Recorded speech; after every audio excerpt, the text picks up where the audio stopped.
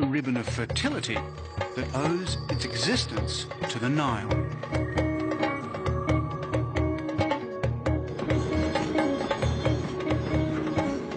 Then, as if to rub home the point, quite suddenly we're in the open desert.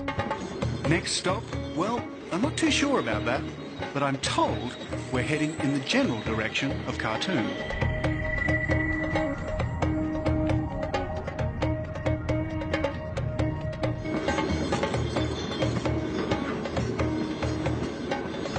Travelling on these trains, I think it's a lot like India. They're absolutely packed, but it works kind of the same way as the villages. Everybody shares their food, and even though it's a really long trip, and I don't speak much Arabic, it's not a bad way to travel, really.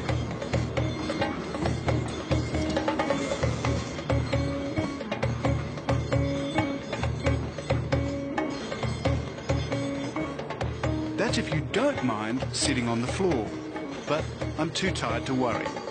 Soon the lurching motion sends me to sleep as we head out across a sandy sea of nothingness.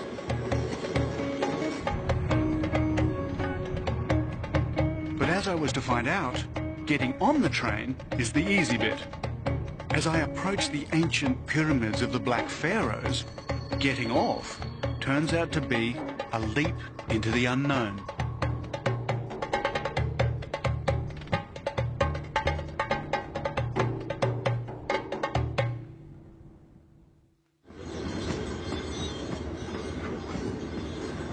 When the British Empire held sway over this part of Africa, one of its lasting legacies was the rail system it left behind.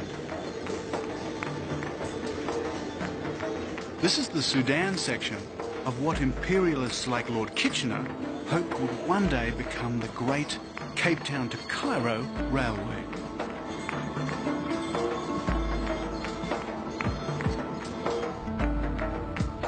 I've now done some 500 miles of my journey as I head towards Khartoum, and I'm hoping to get off this train near the ancient pyramids of Meroe. But I see no station, and this train shows no sign of stopping or even slowing. It really only leaves me one option.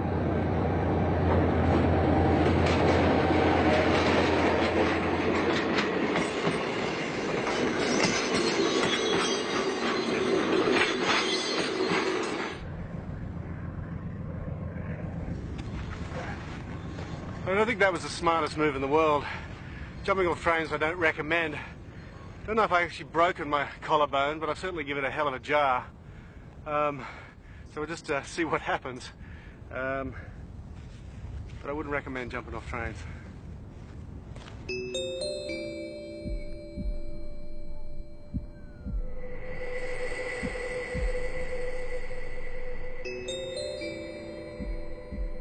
As the train disappears into a mirage, I head into the shimmering desert with a rather bruised shoulder.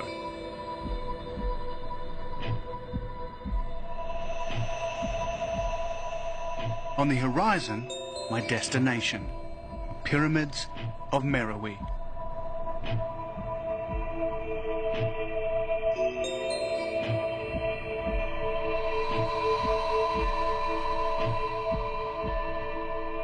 Nothing better illustrates the power of the River Nile than this wilderness. I'm well beyond its irrigating reach in a wasteland ruled only by sun and wind.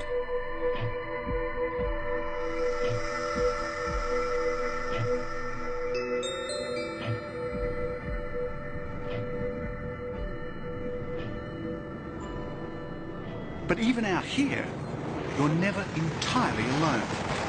Though I wasn't expecting this. Hey! Hello. G'day. How are you doing? Good, man. I never expected to see anybody out here. Well, you're the first traveller that I've seen north of Khartoum. Oh, really? Yeah. Where are you headed? Well, I'm heading north to Wadi Halfa. Try to catch a ferry there, across Lake Nasser, going to Egypt. Wonderful. Well, we've just come from that way. I've just actually come down on the Nile. Yeah. So where have you been? I mean, it looks like you've got a bit around the world. Yeah, it's actually a round the world trip. Started 1995 from Germany, That's where I'm heading now. I'm on my way home. So how long till you get home? I don't know. It will probably be another 6 months.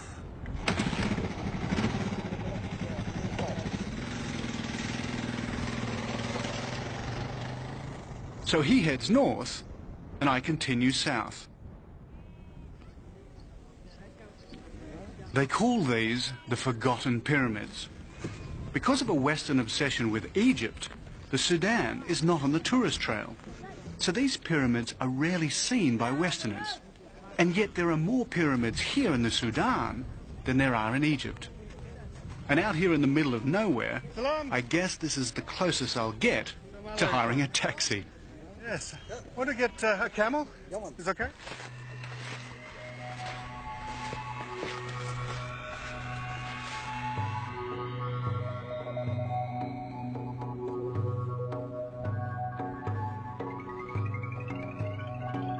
In ancient Egyptian terms, these pyramids are relatively new, a mere 2,400 years old.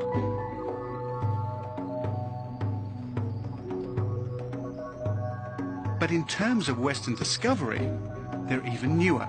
They weren't seen at all by outsiders until the middle of the 19th century.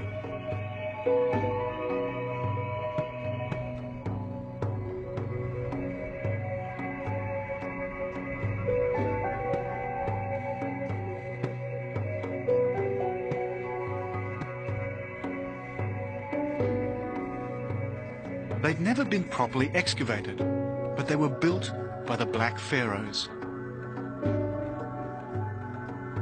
They're smaller and steeper than the better-known Egyptian pyramids, and like them, they've been vandalized by tomb raiders.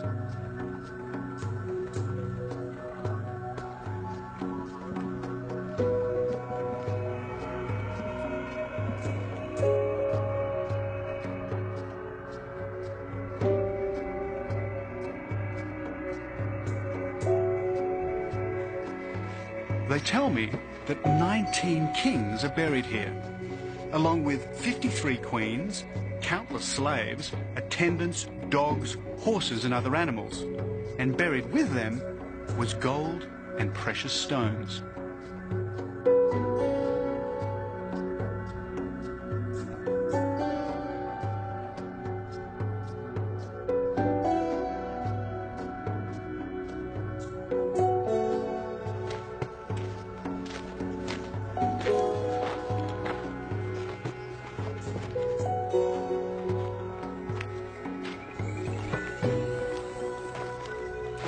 Going to take some photos.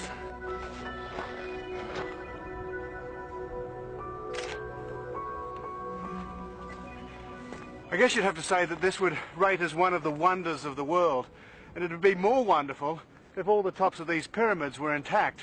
But what happened in 1836 or so is an Italian treasure hunter came down here and blew the tops off them all, trying to find some gold. And he found gold in one, but by the time he'd pulled it out, all the local people were so angry that he had to flee for his life. Pity they didn't get him. To just stand in a place like this is truly awesome. These monuments stand as testimony to a black African civilization that predated Julius Caesar, Christianity, and Alexander the Great. But its inspiration came from much earlier, 4000 BC, from the very dawn of civilization itself. Its culture became its own, its carving, its hieroglyphics, its architectural style. And after the 25th dynasty, it was to last another 1,000 years, only to be eclipsed by the arrival of Islam in 650 AD.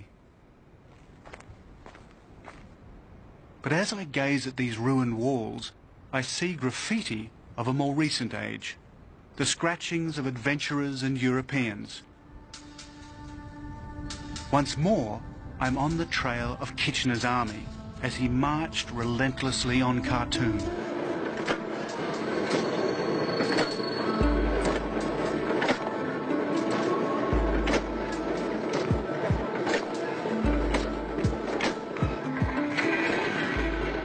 Almost a century ago, he built a military railway to supply his troops. This is part of that line.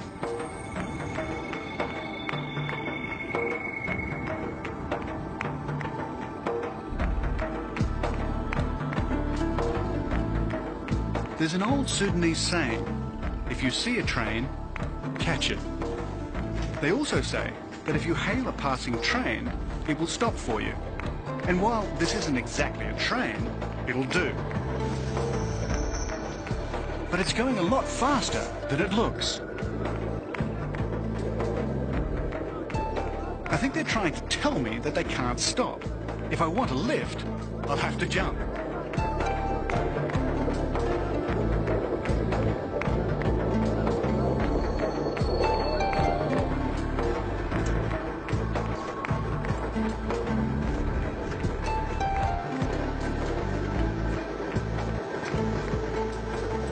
Great way to cruise into El Kadab. Here I'm told there's a real Nile steamer that can take me up to Khartoum. It's taken me nearly 3 weeks to get this far. It took Lord Kitchener 2 years, and it was from here that he prepared for the final showdown. Okay, thank you.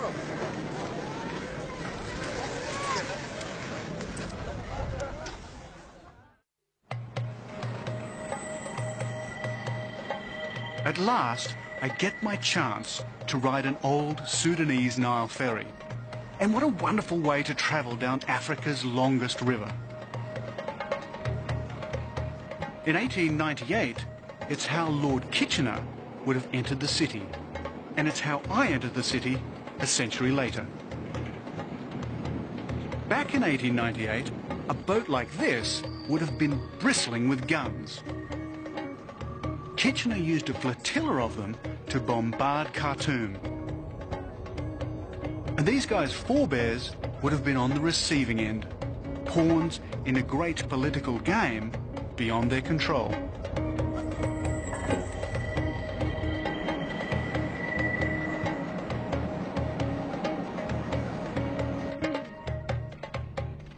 I've now completed nearly 1,000 miles of my Nile travels in the wake of Kitchener's army, and now I'm near journey's end.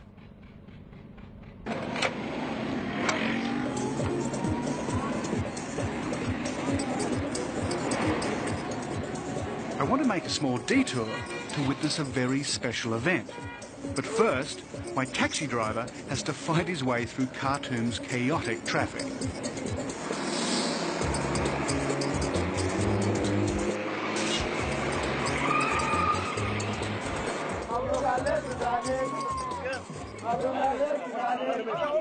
It's grand final day for a wrestling contest. And as with all grand finals, the rival teams need their cheer squads.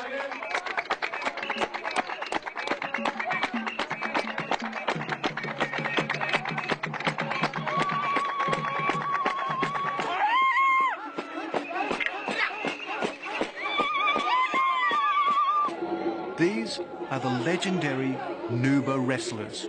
Not to be confused with Nubians. These proud fighters come from the Nuba Mountains, south of Khartoum. And this is their traditional sport.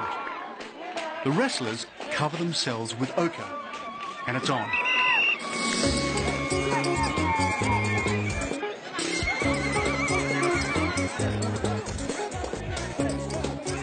The rules are simple. Make your challenge, then try to throw your opponent on the ground. It's an endless cycle of challenge, wrestle, throw. While the cheer squads show no sign of losing voice.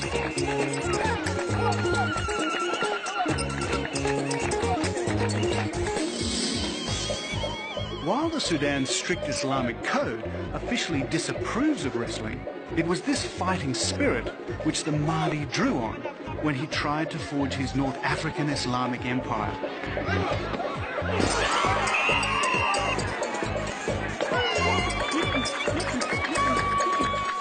And it was this fighting spirit that took the British by surprise over a century ago. The final showdown came at the Battle of Omdurman.